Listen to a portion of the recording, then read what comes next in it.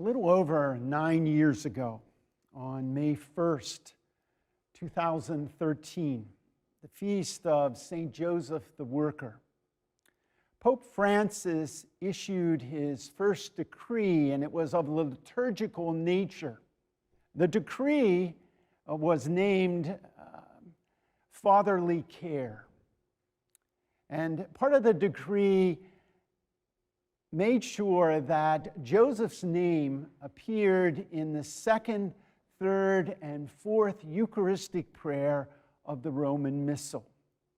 Joseph's name already appeared in the first Eucharistic prayer, thanks to a decree by Pope St. John the 23rd. We might say that this means that at every Mass, as the priest prays a Eucharistic prayer, at least one of the four main Eucharistic prayers, after he remembers the Blessed Virgin Mary, he says, with blessed Joseph, her spouse. Our story today of the birth of Christ, of St. Joseph's introduction into our Advent journey and the Incarnation, sort of gives us a little bit of insight as to perhaps why Pope Francis wanted to make sure that St. Joseph's name appears in the Eucharistic prayers. This faith-filled, caring man, this loving father, sort of was confronted, as we hear today in the story, with a decision. Does he take a pregnant Mary into his home? If he does, culture, society, even his faith community, his religion, sort of would ridicule him and see him as an embarrassment.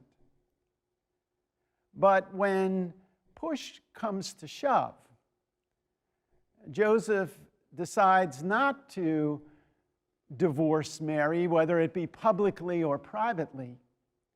He decides to respond to his dream, to God's presence in his life, and be a faith-filled man and say yes. I think it's good for us to celebrate or remember St. Joseph in our scriptures today as we begin to bring a conclusion to this Advent journey and as we prepare ourselves for the celebration of Christmas. It gives us an opportunity to remember this faith-filled, quiet, gentle man who responded to his dreams, to his faithfulness in God by saying yes. And I think he, in a way, today and anytime we recall his name, reminds us to do the same. So perhaps as we enter this final week of the Christmas season, or of the Advent season, as we prepare to celebrate Christmas a week from today,